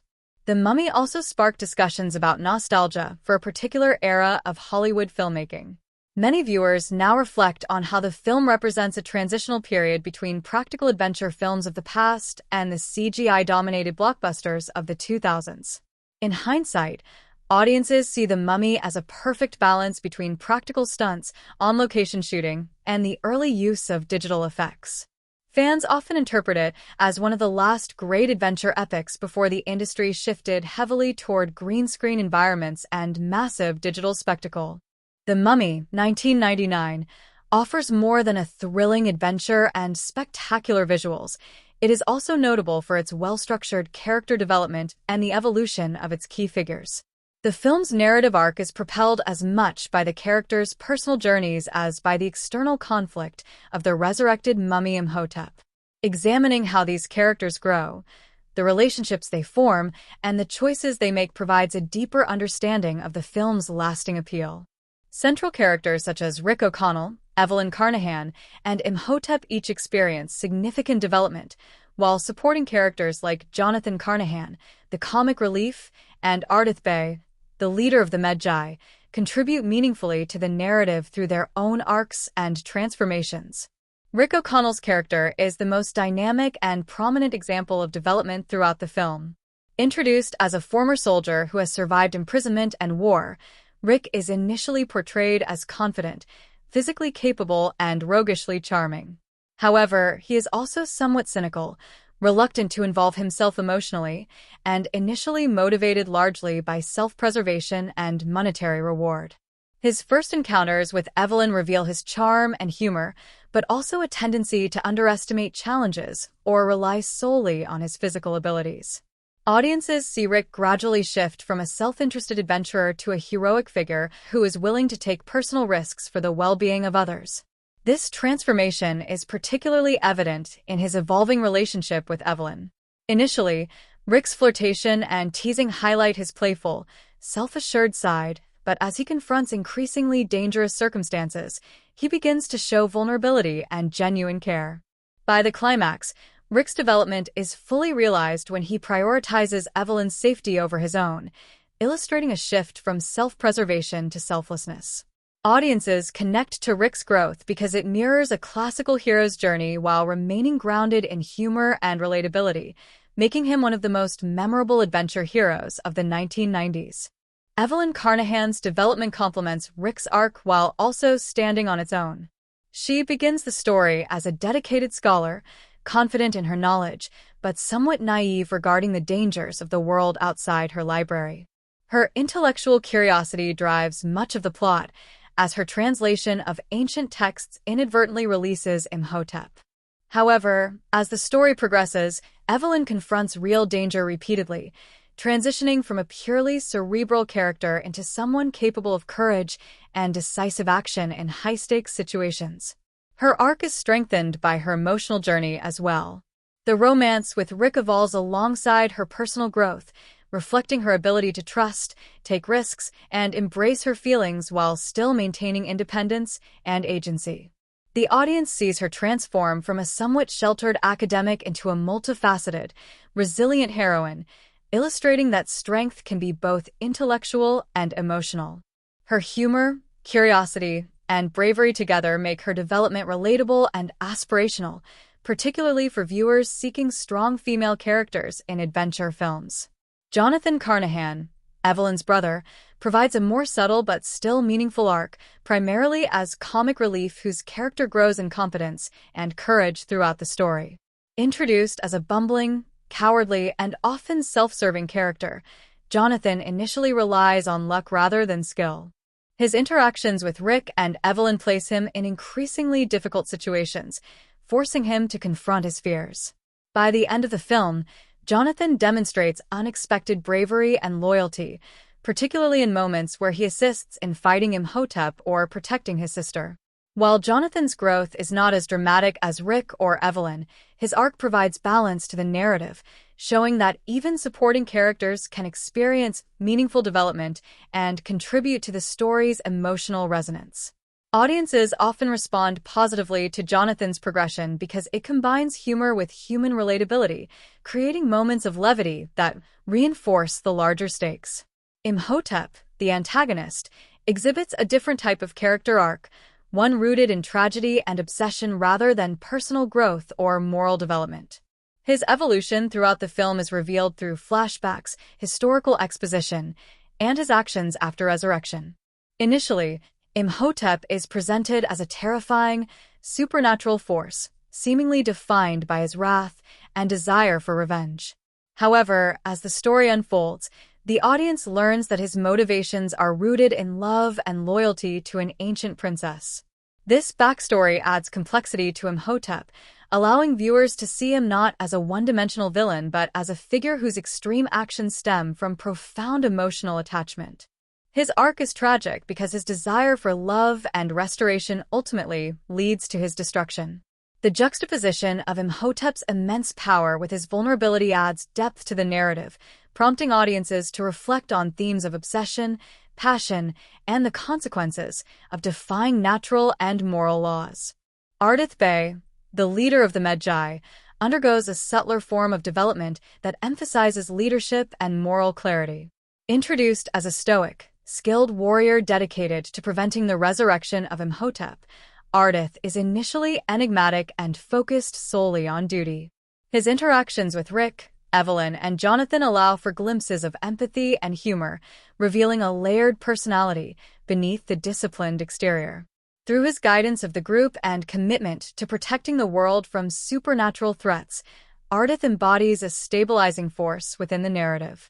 His arc reinforces the importance of mentorship, loyalty, and moral steadfastness, providing audiences with a model of quiet strength and wisdom that complements the more overtly dramatic arcs of the main protagonists. An important aspect of character development in The Mummy is the interplay between these arcs and the story's central themes. The growth of Rick and Evelyn emphasizes courage, love, and the transformative power of experience, while Jonathan's progression provides humor and relatability. Imhotep's tragic arc underscores the consequences of obsession and desire, and Ardith Bey's consistent moral compass reinforces the value of duty and sacrifice. These arcs are interwoven to create a narrative in which personal growth, relationships, and choices are just as important as the supernatural conflicts. Audiences experience tension, triumph, and emotional satisfaction because these character developments are carefully paced and integrated with the plot. Relationships are central to character evolution in The Mummy. Rick and Evelyn's dynamic shifts from playful banter to deep emotional connection, mirroring their personal growth. Jonathan's interactions with Rick and Evelyn help him move beyond cowardice, while his sibling bond with Evelyn remains a grounding element. Imhotep's interactions with the protagonists highlight his obsession and contrast human emotional depth with supernatural extremes, making the tension more engaging. Ardith's alliances with Rick and the group demonstrate trust-building and cooperation under pressure, reinforcing the importance of collaboration and moral integrity. Each relationship drives both narrative and character development, making the film emotionally engaging. The Mummy, 1999, stands out not only for its thrilling action and supernatural horror, but also for its meticulous attention to costume and set design, which work in tandem to immerse audiences in the late 1920s Egyptian setting while enhancing character development and narrative tension. The film's design elements help establish historical authenticity, social hierarchies, and emotional tone, demonstrating how visual storytelling can deepen audience engagement. The choices made by the costume and production design teams, including color palettes, textures, and set construction, reflect a careful balance between historical accuracy, cinematic flair, and the demands of a high-paced adventure film. Costume design plays a crucial role in defining each character's personality, social status, and function within the story. Rick O'Connell's attire reflects his rugged, adventurous nature. His clothing is practical, durable, and designed for movement, often consisting of lightweight shirts, sturdy trousers, leather belts, and boots suitable for desert expeditions. The slightly worn or weathered appearance of his outfits communicates his experience in harsh environments, reinforcing his identity as a capable soldier and survivor. Subtle details, such as rolled sleeves, leather straps for holding tools, and occasional dirt or sweat stains, lend authenticity and indicate that Rick is an active participant in the story's physical challenges rather than a purely heroic figure in pristine attire. His costumes visually reinforce his role as a dynamic, physically capable protagonist who bridges the gap between heroic archetype and relatable human adventurer. Evelyn Carnahan's costumes serve both functional and narrative purposes. As a librarian and scholar, her early outfits incorporate modest, period-appropriate clothing, including long skirts, blouses, and practical hats suitable for travel. The careful attention to fabrics such as cotton, linen, and wool, and the subtle use of color, predominantly earth tones, creams, and muted pastels, reflect her scholarly and professional background while maintaining historical accuracy. As Evelyn becomes more directly involved in the action, her costumes evolve to allow greater mobility, subtly signaling her transformation from an academic observer to an active participant in the adventure. The juxtaposition of practical attire with occasional elegant touches, such as lace collars or decorative belts, emphasizes her intelligence, femininity, and adaptability, allowing the audience to read her growth visually alongside her character development. Jonathan Carnahan's costumes are designed to enhance his comedic and slightly clumsy persona.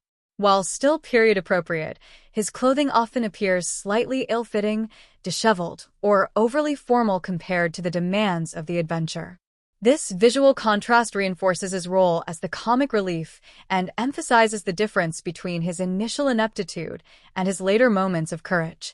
Small details, such as loosely tied neckties or wrinkled shirts, accentuate his humorous vulnerability while making his eventual growth more satisfying, as his attire subtly aligns more with practicality and competence as he becomes braver.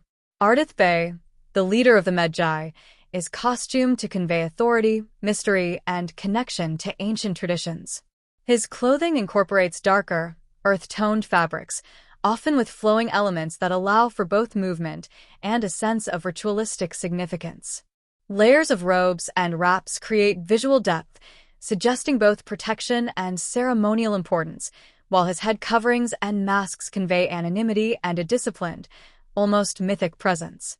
These choices not only enhance his commanding aura but also visually distinguish him from the protagonists and antagonists, reinforcing his role as a moral guide and protector within the story.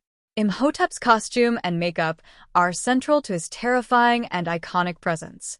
His initial appearances after resurrection are marked by tattered, desiccated wrappings that cling to his mummified form, creating a horrifyingly realistic and otherworldly image. The design incorporates textures that suggest ancient decay while allowing mobility for action sequences.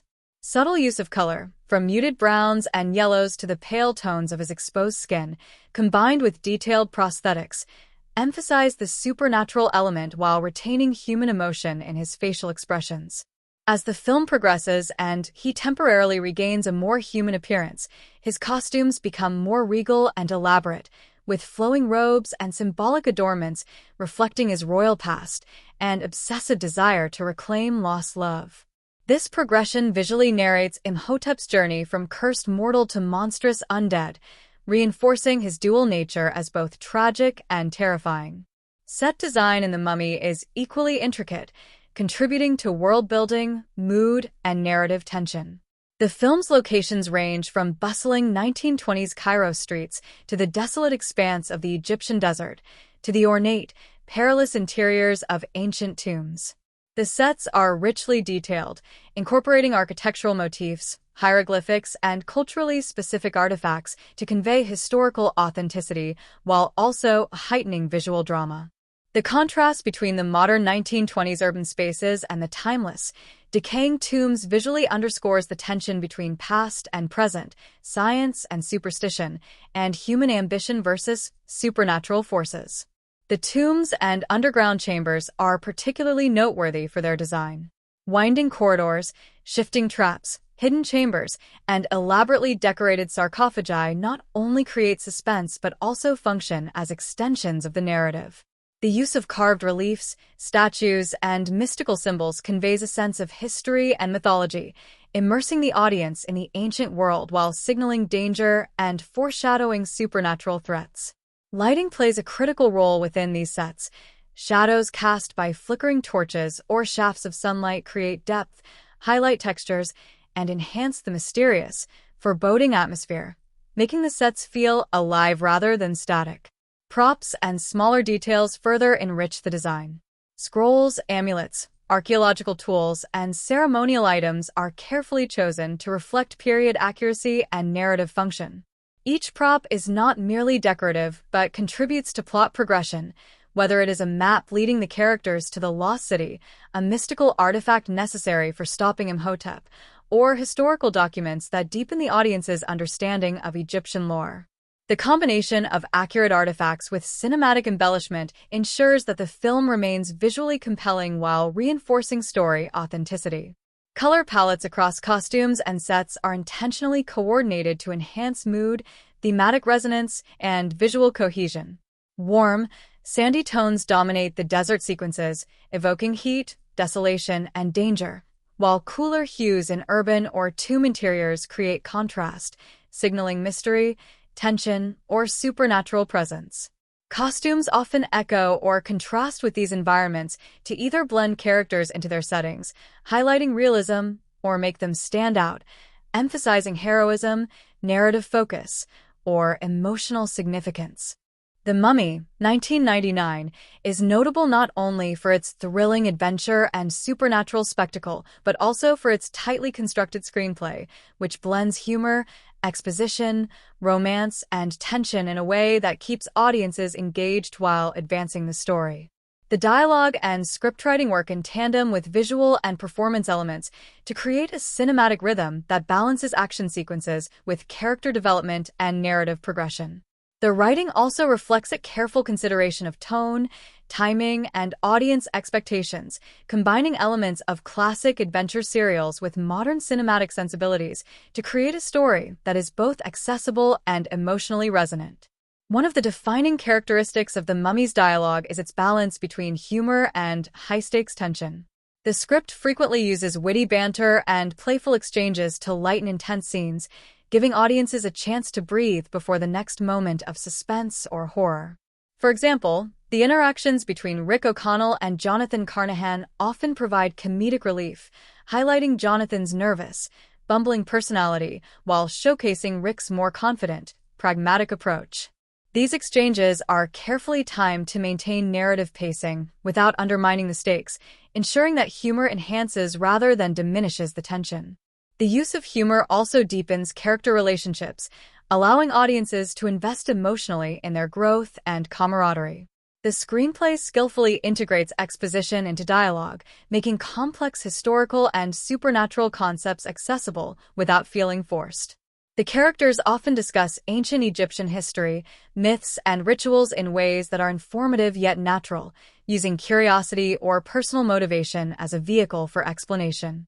Evelyn Carnahan, as an academic and librarian, serves as the primary conduit for this information, delivering lines that educate the audience while revealing her intelligence, determination, and adventurous spirit. The script avoids long, didactic monologues, instead embedding necessary exposition within conversations, questions, and discoveries, which maintains pacing and preserves the film's sense of immediacy. Romantic tension is another area where the script excels. The evolving relationship between Rick and Evelyn is developed through carefully constructed dialogue that conveys attraction, mutual respect, and growing trust. Their exchanges blend flirtation, teasing, and earnest conversation, creating a believable and engaging dynamic. The writing ensures that their romance is integral to the plot rather than a distraction, with dialogue often reflecting the dangers they face and their reliance on one another, which deepens emotional stakes. These lines are crafted to feel natural to the characters' personalities and the era, avoiding anachronistic phrasing while still resonating with contemporary audiences. Characterization through dialogue is particularly effective across the ensemble cast. Each character has a distinct voice that aligns with their personality, role, and social background. Rick's lines are concise, confident, and action-oriented, reflecting his soldierly pragmatism and adventurous instincts. Jonathan's dialogue is more verbose, nervous, and humorously exaggerated, which communicates his comic relief role and initial ineptitude. Weisz speaks with formality, measured tone, and occasional cryptic phrasing, reinforcing his mystique and the weight of his duty as a guardian of ancient knowledge. Imhotep's lines shift throughout the film, from haunting, monosyllabic threats in his mummified form to more eloquent, regal speech as he regains human-like appearance, underscoring his transformation and complex motivations. These distinctions in speech patterns, vocabulary, and rhythm help the audience immediately understand each character's identity and narrative function. The script also employs memorable lines and motifs that contribute to the film's identity and longevity. Short, punchy phrases, whether humorous quips, urgent warnings, or ominous threats, are carefully placed to linger in the audience's memory. These lines often serve multiple functions. They entertain, reinforce characterization, or foreshadow plot developments. The repetition of certain phrases, such as references to Imhotep's resurrection or the danger posed by the Magi, creates continuity and thematic resonance, allowing viewers to track narrative tension across different sequences. Tension and pacing are crucial elements shaped by the screenplay. Action sequences are built through a combination of concise dialogue, rapid exchanges, and escalating stakes, ensuring that viewers remain engaged without confusion. For example, during tomb exploration scenes, characters often exchange quick, overlapping lines that simultaneously convey instructions, observations, and emotional reactions. This technique creates a sense of urgency and realism, mirroring the chaos of dangerous situations while providing essential information about traps, artifacts, or threats. Conversely, slower, more deliberate dialogue occurs during character-focused or romantic scenes, allowing the audience to process emotions, relationships, and narrative revelations. The alternating rhythm of fast and slow dialogue sequences helps maintain momentum throughout the 2-hour runtime. The Mummy's script also skillfully balances exposition of the supernatural with believability, avoiding overwhelming audiences with esoteric details. Mystical elements, such as curses, rituals, and resurrection, are explained through dialogue that emphasizes their dramatic significance while remaining rooted in character motivation. Imhotep's history, his connection to Enkhsu-Naaman, and the consequences of his resurrection are revealed gradually, often through conversations that mix urgency, fear, and scholarly insight. This approach keeps the audience invested in the mystery and heightens suspense, as each revelation raises new questions or risks. Humor, romance, exposition, and tension are reinforced through careful attention to sentence structure, word choice, and timing. The script frequently uses short, emphatic lines during high-stakes moments, while allowing longer, descriptive dialogue during calmer scenes to build world depth and character relationships. Pauses, interruptions, and reactions are built into the dialogue, creating naturalistic speech patterns that actors can adapt for timing, delivery, and improvisation, which further enhances believability. The screenplay's attention to these nuances ensures that dialogue does more than convey information. It establishes mood, defines personality, and drives the story forward. In addition, The Mummy's writing incorporates archetypal adventure storytelling while modernizing it for contemporary audiences. The screenplay draws on serial-era motifs such as treasure hunting, ancient curses, and heroic daring, yet injects wit, romance, and relatable character conflicts. This balance allows the film to appeal to both nostalgic viewers familiar with classic adventure cinema and modern audiences seeking emotionally and visually compelling storytelling. The script navigates traditional genre expectations while introducing surprises, such as plot twists regarding Imhotep's motives, the evolving romance, and the unexpected heroism of secondary characters, demonstrating a keen awareness of narrative rhythm and audience engagement. The Mummy, 1999, benefited from an extensive, multifaceted marketing and promotion campaign that played a critical role in its commercial success and cultural impact. The strategies employed went beyond traditional advertising to create excitement, curiosity, and engagement across multiple demographics. Marketing efforts were carefully coordinated to position the film not only as a thrilling adventure for action fans, but also as a spectacle that appealed to families, young adults, and fans of classic horror and Egyptian mythology. The promotional strategy effectively combined traditional media, experiential marketing, merchandising, and innovative tie-ins, demonstrating how a well-executed campaign can amplify a film's reach and cultural resonance. Trailers and television spots were the cornerstone of The Mummy's promotional campaign. The trailers skillfully highlighted the film's blend of adventure, romance, horror, and humor, emphasizing fast-paced action sequences, supernatural elements, and charismatic performances by the main cast. Early trailers leaned into suspense, using shadowed shots of the resurrected Imhotep, glimpses of tomb traps, and dramatic confrontations to create anticipation. These teasers balanced tension with moments of levity, including Rick and Jonathan's humorous exchanges and Evelyn's witty reactions, signaling to audiences that the film offered both thrills and entertainment.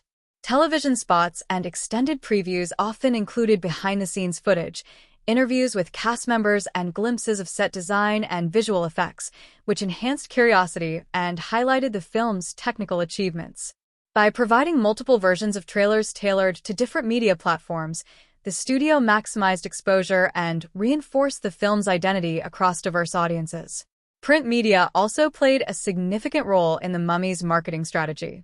Movie posters, magazine spreads, and newspaper advertisements emphasized key visual elements of the film, including the imposing presence of the mummy, Egyptian iconography, and the desert landscapes that framed the adventure. The posters often featured dramatic compositions, with Rick and Evelyn in heroic poses, highlighting the romantic and adventurous core of the story.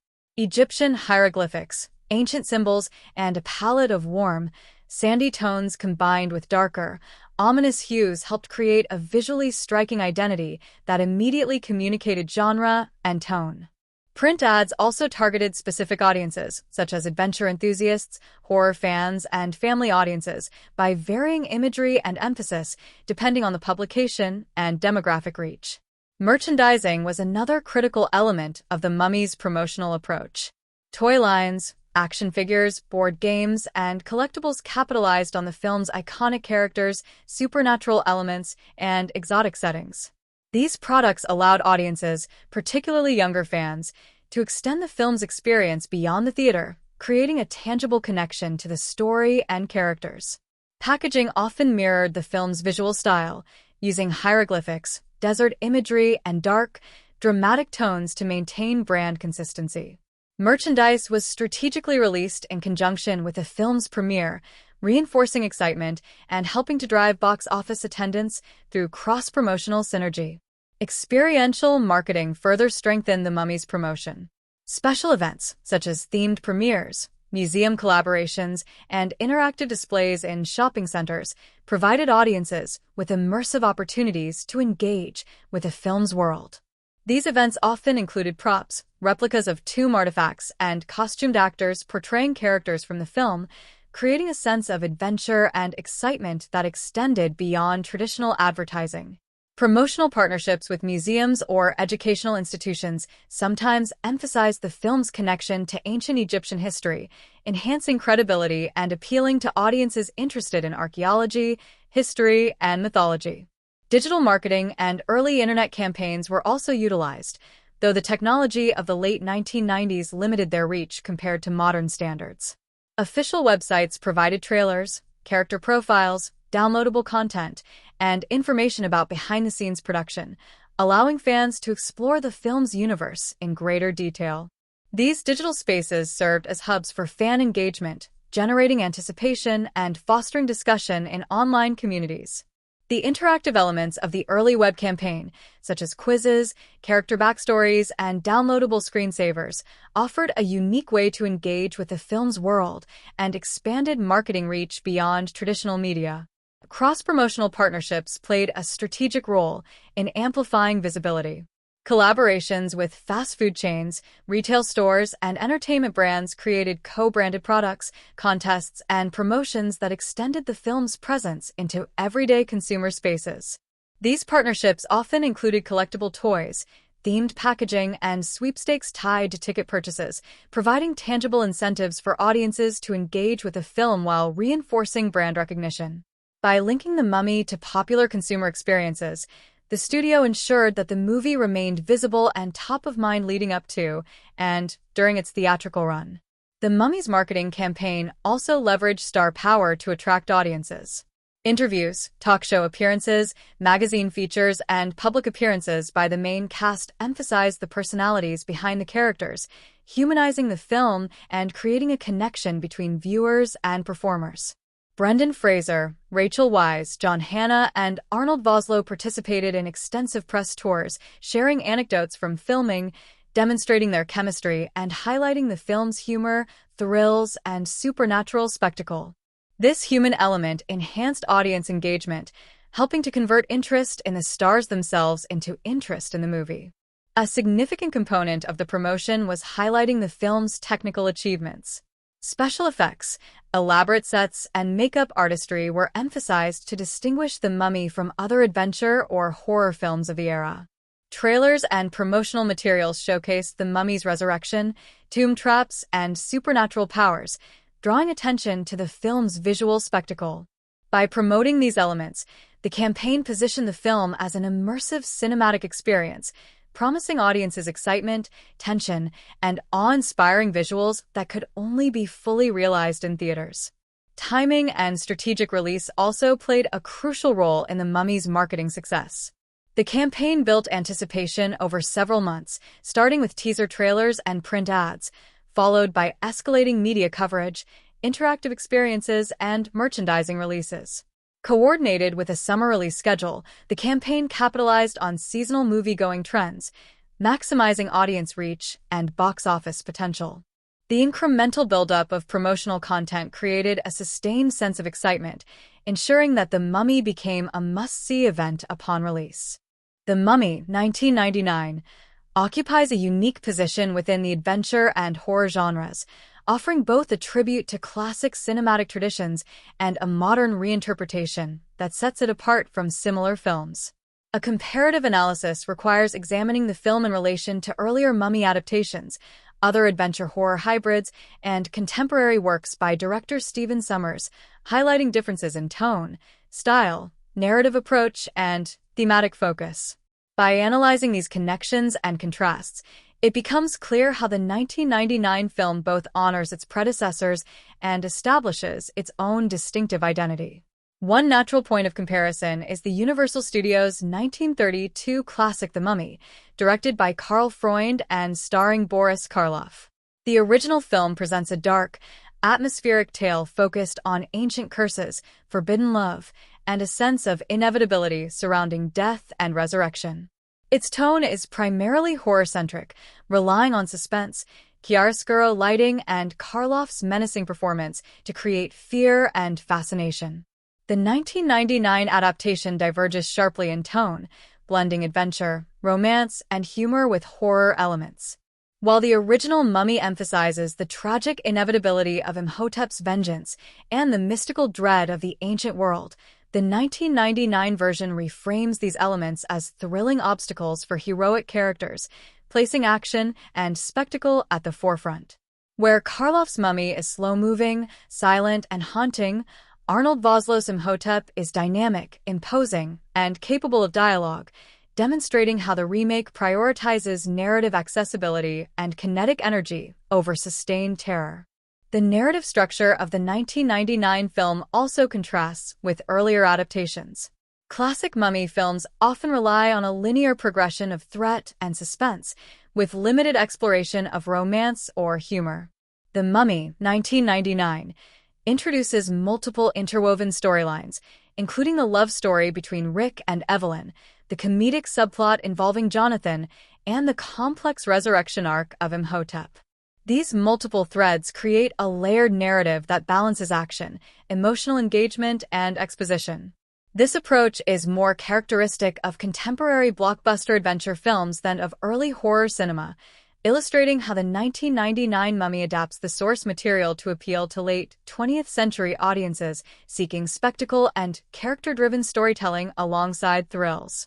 The Mummy also invites comparison to other adventure horror hybrids, such as Indiana Jones and the Temple of Doom, 1984, or Romancing the Stone, 1984. Like these films, The Mummy combines exotic locations, historical intrigue, treasure hunting elements, and perilous encounters with supernatural or mystical forces. Stephen Sommers' direction mirrors the adventurous, fast-paced sensibility of Indiana Jones, while adding a heightened level of humor and supernatural stakes. However, The Mummy distinguishes itself through its commitment to a horror-based antagonist, blending visceral scares and graphic resurrection sequences with lighthearted banter and romance, creating a hybrid genre experience that differs from the relatively straightforward adventure of the Indiana Jones series. The Mummy's integration of horror elements into an action-adventure framework was particularly influential, setting a precedent for subsequent films seeking to blend genres effectively. When compared to later remakes and adaptations, including the 2017 Mummy reboot starring Tom Cruise, the 1999 version demonstrates a stronger balance of character engagement, humor, and supernatural spectacle. The 2017 reboot prioritizes dark, brooding tone, visual effects spectacle, and cinematic intensity, often at the expense of humor, romance, and narrative clarity. The 1999 film, in contrast, balances scares with emotional stakes, witty dialogue, and ensemble character dynamics, providing a more entertaining and accessible experience for a wider audience. This distinction highlights how Stephen Sommers' approach emphasizes audience connection and narrative pacing, rather than relying solely on visual effects or grim atmosphere. The Mummy also contrasts with other horror films of the 1990s that revived classic monsters, such as Dracula, Dead and Loving It, 1995, or Frankenstein and Me, 1996. Unlike these more comedic or satirical reinterpretations, the 1999 Mummy maintains a sincere adventure tone, using humor strategically without undermining the stakes. The film demonstrates how a classic horror figure can be modernized and recontextualized within a blockbuster framework, retaining supernatural dread while introducing romance, heroism, and cinematic spectacle. This balance contributed to the film's broad appeal and commercial success, setting it apart from both purely comedic and purely horror-oriented contemporaries. In examining the director's own body of work, The Mummy can be compared to Stephen Sommers' later projects, such as Van Helsing, 2004, or The Flintstones in Viva Rock Vegas, 2000. Compared to these films, The Mummy exhibits a more cohesive narrative structure, tighter pacing, and a more effective integration of humor and horror elements. Van Helsing, while visually striking, leans heavily on spectacle and complex monster mythology at the expense of character development and narrative clarity. The Mummy, in contrast, maintains a balance between story, character, and effects, demonstrating Sommers' growing mastery of combining genres and appealing to mass audiences. Thematic comparisons further illuminate differences between adaptations. The 1932 Mummy emphasizes fatalistic love, the dangers of obsession, and the inevitability of supernatural punishment. The 1999 film preserves some of these themes, but reframes them within a context of heroism, courage, and active resistance to evil. Rick and Evelyn's relationship emphasizes mutual respect, trust, and collaboration, contrasting with the passive victimization often present in earlier Mummy narratives. Imhotep's villainy is rendered with psychological and emotional depth, exploring forbidden love and vengeance while situating him as an active antagonist to be overcome rather than a tragic, unstoppable force. These thematic shifts make the 1999 Mummy more optimistic and engaging for modern audiences, while still honoring core elements of the source material. In terms of visual style, the 1999 film is far more dynamic than earlier adaptations.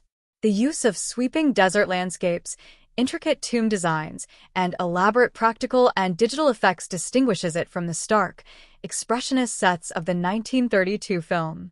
Cinematography, lighting, and special effects work together to heighten both suspense and adventure, with rapid editing, dramatic tracking shots, and computer-generated resurrection sequences, providing a cinematic spectacle unavailable in earlier films. These visual innovations not only modernize the Mummy story but also influence subsequent adventure horror films, raising audience expectations for action, supernatural effects, and immersive set design.